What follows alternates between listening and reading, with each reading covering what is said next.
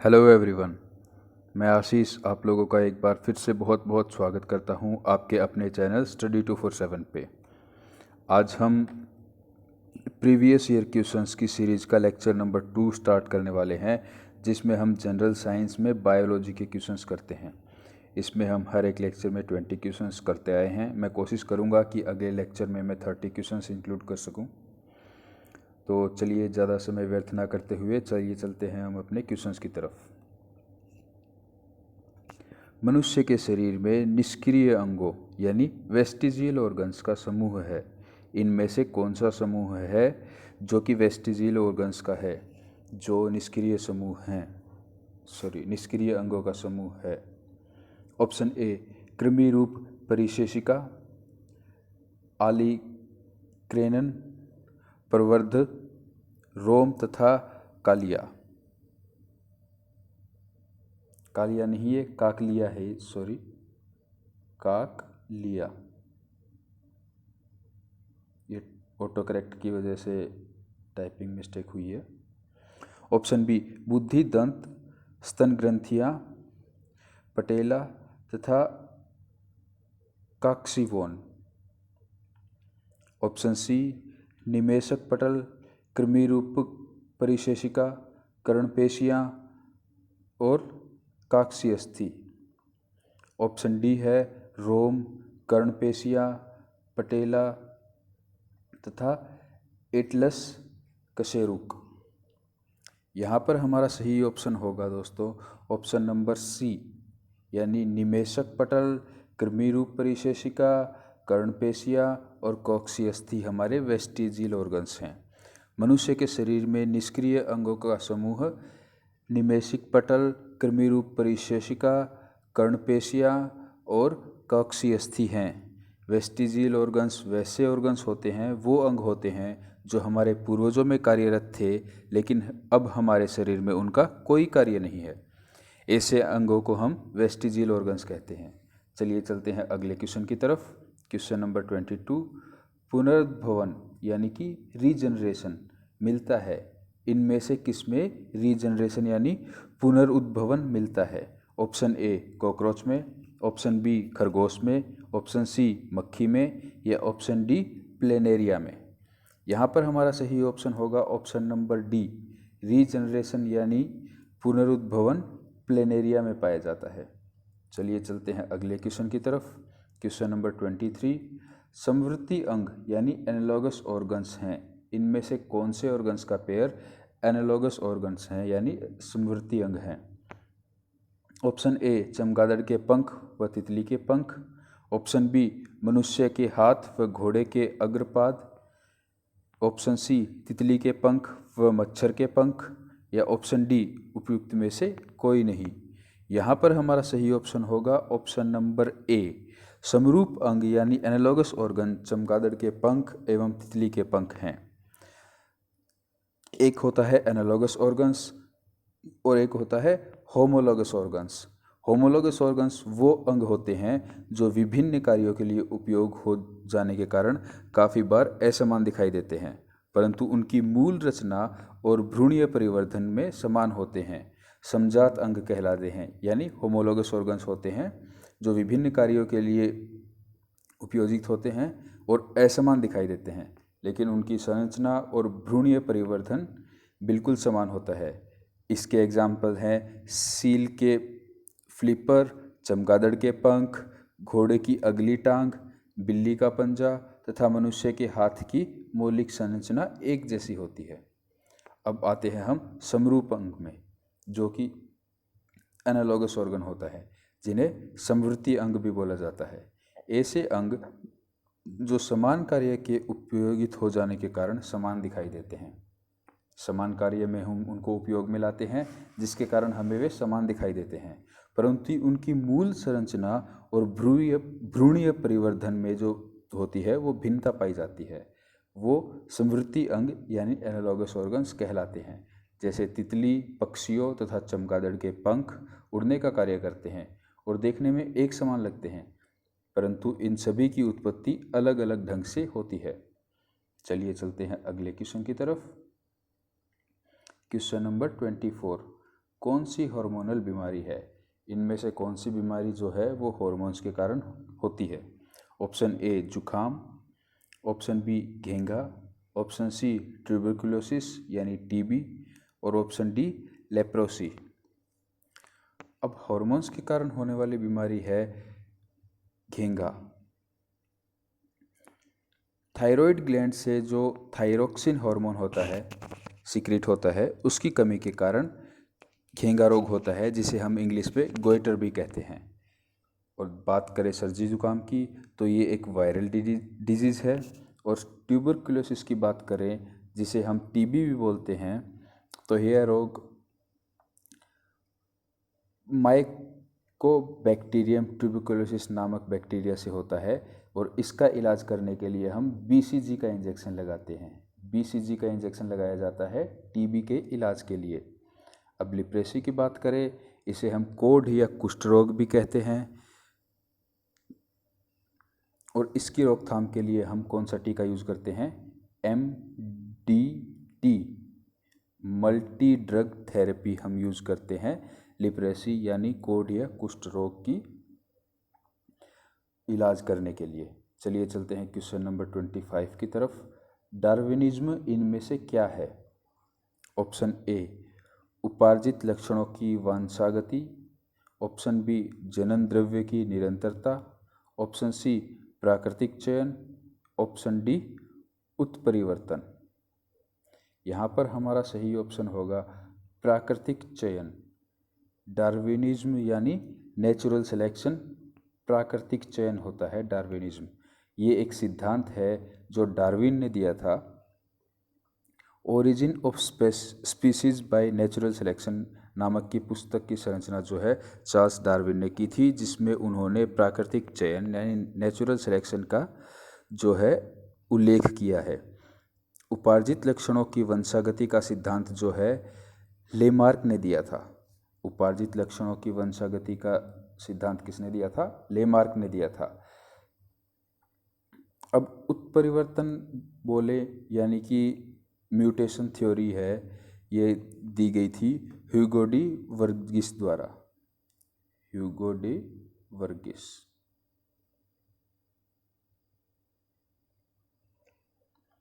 चलिए चलते हैं क्वेश्चन नंबर 26 की तरफ। जब जो दो जीव एक साथ रहें तथा एक को लाभ न हो और दूसरे को कोई लाभ हो तो वह कहलाता है parasitism, option B predation, option C symbiosis, option D commensalism. यहाँ पर हमारा सही ऑप्शन होगा ऑप्शन डी। जब दो जीव एक साथ रहते हैं तथा एक को कोई लाभ नहीं होता और दूसरे को लाभ होता है तो वो कहलाता है कॉमेंसलिज्म। और दो जीवों के बीच ऐसा संबंध जिसमें एक जीव को लाभ तथा दूसरे जीव को हानि होती है, यहाँ पर ध्यान रखिएगा, एक जीव को न लाभ हो रहा है और न ही हानि हो रही है और दूसरे जीव को लाभ हो रहा है तो उसे कहते हैं कॉमेंसलिज्म। ठीक है। और अगर एक जीव को लाभ और दूसरे को हानि हो तो उसे पैरासिटिज्म कहते हैं। ठीक है। अब एक जीव दूसरे जीव को पूरी तरह से भक्षण करता है, यानी कि दो जीव हैं साथ रह रहे हैं, उनमें से एक जीव दूसरे जीव को पूरी तरह से भक्षण कर लेता है दूसरे जीव का, तो वो परभक्षण कहलाता है यानी प्रीडेशन। प्रीडेशन को हम हिंदी में परभक्षण कहते हैं। और इसका एक एग्जाम्पल है गिद्ध। प्रीडेशन का एग्जाम्पल यानी परभक्षण का एग्जाम्पल है गिद्ध। चलिए चलते हैं क्वेश्चन नंबर 27 की तरफ। भूमि अपरदन यानी सॉइल इरोशन की रोकथाम संभव है? ऑप्शन ए पुनः वन रोपण यानी एफोरेस्टेशन से, वनों के विनाश यानी डिफोरेस्टेशन से, फसलों के पर्यावर्तन आएगा यहाँ पर, ये कोई प्रश्न सॉरी टाइपिंग मिस्टेक हुई है, हिंदी में बहुत टाइपिंग मिस्टेक होती है मुझसे। फसलों के पर्यावर्तन यानी क्रॉप रोटेशन से, ऑप्शन डी चारागाह प्रबंधन से। यहाँ पर हमारा सही ऑप्शन होगा ऑप्शन नंबर ए पुनः वन रोपण से यानी एफोरेस्टेशन से भूमि अपरदन या सॉइल इरोशन की रोकथाम की जा सकती है।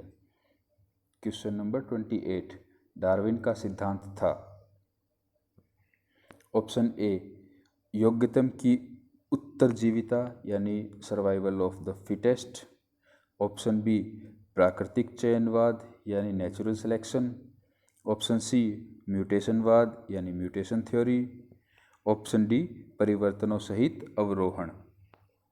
क्वेश्चन नंबर 25 में डार्विनिज्म का हमने जिक्र किया था। वहाँ पर हमने बताया था कि डार्विन ने एक सिद्धांत दिया था,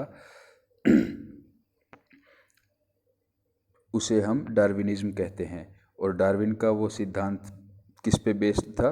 वो प्राकृतिक चयन यानी नेचुरल सिलेक्शन पे बेस्ड था। तो यहाँ पर हमारा सही ऑप्शन होगा ऑप्शन नंबर बी, प्राकृतिक चयनवाद यानी नेचुरल सिलेक्शन डार्विन का सिद्धांत था। चलिए चलते हैं अगले क्वेश्चन की तरफ। क्वेश्चन नंबर 29, आर्कियोटेरिक्स किनका संयोजक है? आर्कियोटेरिक्स इनमें से किसका संयोजक है? ऑप्शन ए, सरीसृपों व स्तनिका। ऑप्शन बी, पक्षियों व स्तनिका। ऑप्शन सी, उभयचरों व स्तनिका। यहाँ पर स्तनी से स्तनधारी है। क्वेश्चन में ऐसे ही ऑप्शन दिए गए थे, स्तनधारी न लिख के स्तनी दिया गया था कंफ्यूज करने के लिए। ऑप्शन सी, उभयचरों व स्तनिका। ऑप्शन डी, सरीसृपों व पक्षियों का। यहाँ पर हमारा सही ऑप्शन होगा ऑप्शन नंबर डी, आर्कियोपेट्रिक्स इनमें से सरीसृपों व पक्षियों का संयोजक था। चलिए चलते हैं क्वेश्चन नंबर 30 की तरफ। सूर्य के प्रकाश से पराबैंगनी विकिरणन यानी अल्ट्रावायलेट रेडिएशन की क्रिया से क्या उत्पन्न होता है? सूर्य के प्रकाश से जो अल्ट्रावायलेट रेडिएशन निकलता है उसकी क्रिया से क्या उत्पन्न होता है? ऑप्शन ए, कार्बन मोनोऑक्साइड यानी CO। ऑप्शन बी, ओजोन यानी O3। Option C, sulphur dioxide यानी SO2। यहाँ पर 2 मिसिंग है। सल्फर डाइऑक्साइड का फॉर्मूला जो होता है वो SO2 होता है। Option D, fluorides. यहाँ पर हमारा सही ऑप्शन होगा ऑप्शन नंबर बी, ओजोन। हमारे एनवायरनमेंट में ऑक्सीजन पाई जाती है O2 की फॉर्म में, और UV रेडिएशन की प्रेजेंस में ये O2 जो है वो O और O में अलग अलग विभाजित हो जाती है, और ये O का सिंगल मॉलिक्यूल O2 के साथ रिएक्ट करके O3 यानी ओजोन का क्रिएशन करता है, ओजोन का निर्माण करता है। चलिए चलते हैं क्वेश्चन नंबर 31 पे। वन पारिस्थितिक तंत्र यानी फॉरेस्ट इकोसिस्टम में हरे पौधे होते हैं। हमारा जो वन पारिस्थितिकी तंत्र होता है उसमें हरे पौधे इनमें से क्या होते हैं? ऑप्शन ए, मूल उत्पादक यानी प्राइमरी प्रोड्यूसर्स। ऑप्शन बी, मूल उपभोक्ता यानी प्राइमरी कंज्यूमर्स। ऑप्शन सी, अपघटक यानी डिकम्पोजर्स। या ऑप्शन डी, उत्पादक यानी प्रोड्यूसर्स। यहाँ पर हमारा सही ऑप्शन होगा ऑप्शन नंबर डी। जो वन पारिस्थितिकी तंत्र होता है वहाँ पर हरे पौधे जो होते हैं वो प्रोड्यूसर होते हैं। कोई भी फूड चेन होती है उनकी शुरुआत हरे पौधे से ही होती है, जो कि ऑटोट्रॉप्स होते हैं यानी खुद का भोजन स्वयं बनाते हैं। हरे पौधे वही प्रोड्यूसर्स होते हैं। वैसे उपभोक्ता जो उत्पादन से सीधे भोजन प्राप्त करते हैं मूल या प्राथमिक उपभोक्ता यानी प्राइमरी कंज्यूमर्स होते हैं। एग्जाम्पल है घास खाने वाले जानवर यानी बकरी, खरगोश, गाय, हिरण इत्यादि। ये सब प्राइमरी कंज्यूमर्स होते हैं। और प्राइमरी कंज्यूमर्स जो होते हैं वो शाकाहारी होते हैं। मृत उत्पादक एवं उपभोक्ता को सरल पदार्थों में अपघटित करने वाले जीव को अपघटक यानी डिकम्पोजर कहते हैं।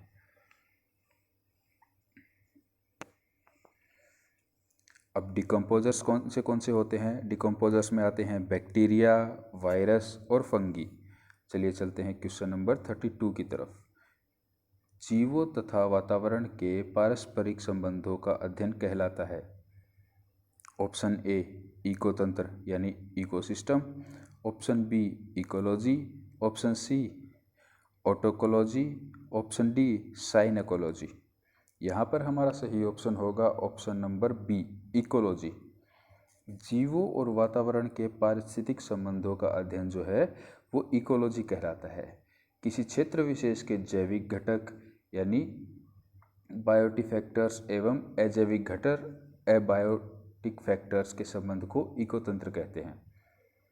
बायोटिक फैक्टर होते हैं, बायोटिक फैक्टर के अंतर्गत सजीव जीव जंतु एवं पेड़ पौधे आते हैं, और एबायोटिक फैक्टर के अंतर्गत सूर्य, ताप, जल, वायु, प्रकाश इत्यादि आते हैं। और ऑटो इकोलॉजी जो होती है वो केवल एक ही जाति के जीवों के अध्ययन को ऑटो इकोलॉजी कहते हैं। साइनेकोलॉजी को जो होता है वो किसी क्षेत्र विशेष में पूरे जीव जंतुओं के समुदाय के अध्ययन को साइनेकोलॉजी कहते हैं। चलिए चलते हैं क्वेश्चन नंबर 33 की तरफ। निम्नलिखित में से किस युग में कोई जीवन नहीं था? ऑप्शन ए मेसोजोइक काल में, ऑप्शन बी अजोइक काल में, ऑप्शन सी कैम्ब्रियन काल में, या ऑप्शन डी प्लेजोइक काल में। यहाँ पर हमारा सही ऑप्शन होगा ऑप्शन नंबर बी। एजोइक काल जो था, यहाँ इस टाइम पे धरती पर कोई भी जीवन नहीं था। इस काल को आर्कियन काल के नाम से भी जाना जाता है।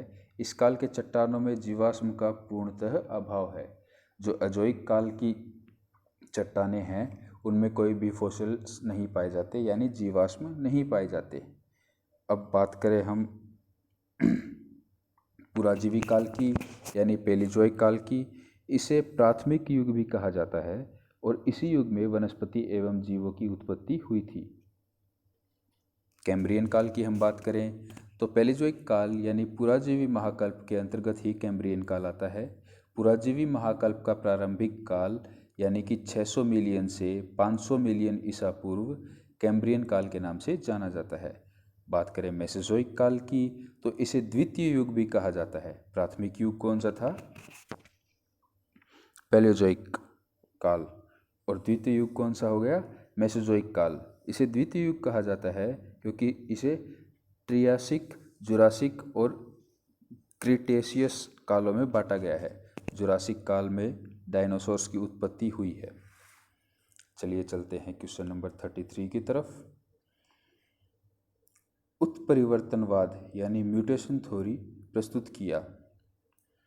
ऑप्शन ए डार्विन ने, ऑप्शन बी मेंडल ने, ऑप्शन सी लेमार्क ने, ऑप्शन डी वरीज ने।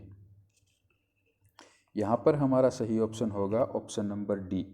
क्वेश्चन नंबर 25 में मैं बता चुका हूँ कि म्यूटेशन थ्योरी यानी उत्परिवर्तन का सिद्धांत ह्यूगो डे वरीज ने दिया था। इनके अनुसार जाति की उत्पत्ति में अचानक परिवर्तन के कारण होता है। जीवों में अचानक परिवर्तन को उत्परिवर्तन कहते हैं। चलिए चलते हैं क्वेश्चन नंबर 35 की तरफ। 1 माइक्रोन होता है? ऑप्शन ए 1 मिलीमीटर के 1000वें भाग के बराबर, ऑप्शन बी 1 मिलीमीटर के 100वें भाग के बराबर, ऑप्शन सी 1 मिलीमीटर के 10वें भाग के बराबर, या ऑप्शन डी 1 मिलीमीटर के 10,000वें भाग के बराबर। यहाँ पर हमारा सही ऑप्शन होगा ऑप्शन नंबर ए। 1 माइक्रोन जो होता है वो 1 मिलीमीटर के 1000वें भाग के बराबर होता है। चलिए चलते हैं क्वेश्चन नंबर 36 पे। उत्परिवर्तन यानी म्यूटेशन का कारण है। दिए गए ऑप्शंस में से कौन सा म्यूटेशंस का कारण है, म्यूटेशन का कारण है? ऑप्शन ए क्रोमोसोम में परिवर्तन, ऑप्शन बी जीन में परिवर्तन, ऑप्शन सी डीएनए में परिवर्तन, या ऑप्शन डी उपयुक्त सभी। यहाँ पर हमारा सही ऑप्शन होगा ऑप्शन नंबर डी उपयुक्त सभी। क्रोमोसोम में परिवर्तन, जीन में परिवर्तन और डीएनए में परिवर्तन इत्यादि कारण ही म्यूटेशन के लिए जिम्मेदार होते हैं। चलिए चलते हैं अगले क्वेश्चन की तरफ। Question number 37। पैलिएंटोलॉजी का अध्ययन है। इनमें से किसका अध्ययन पैलिएंटोलॉजी के नाम से जाना जाता है?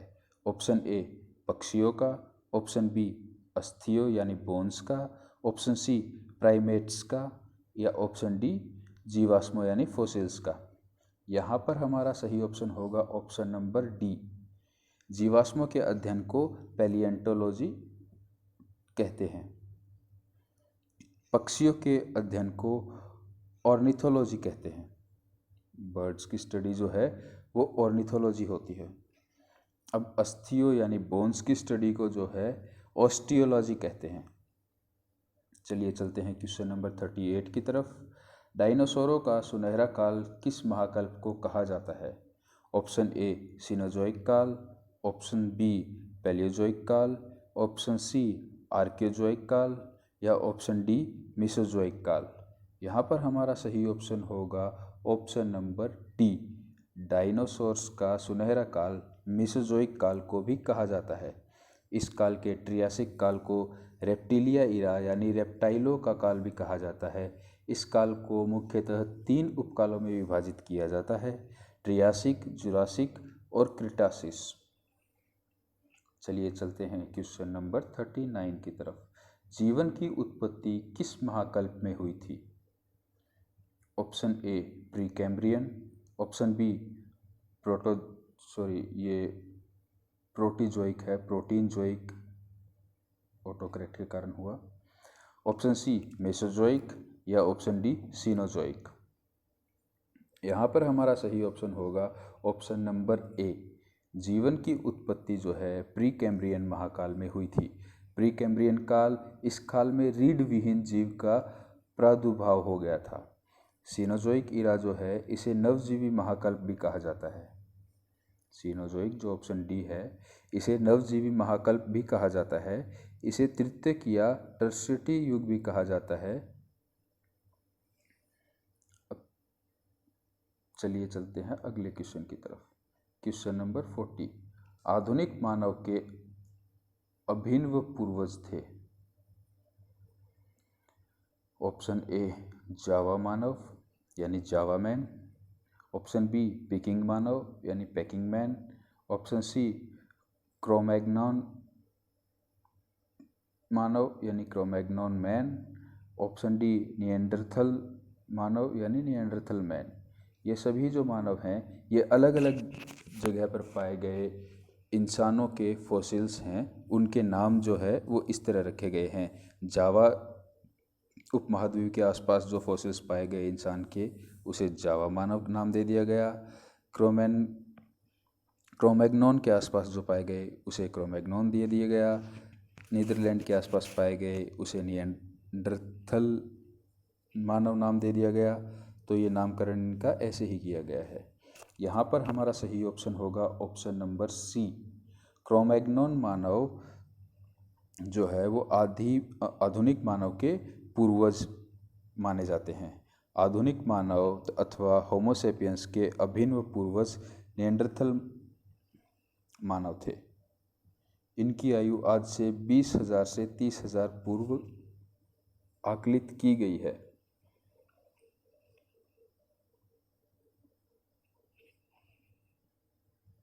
ये था आज का हमारा लास्ट क्वेश्चन। अगर वीडियो अच्छी लगी हो तो लाइक ज़रूर करें। कोई भी सजेशन हो या क्वेरी हो तो कमेंट करें। अपने दोस्तों के साथ शेयर ज़रूर करें। चैनल को सब्सक्राइब करें और बेल आइकन प्रेस करें ताकि अगली वीडियो की नोटिफिकेशन आप तक पहुंच जाए। And thanks for watching the video.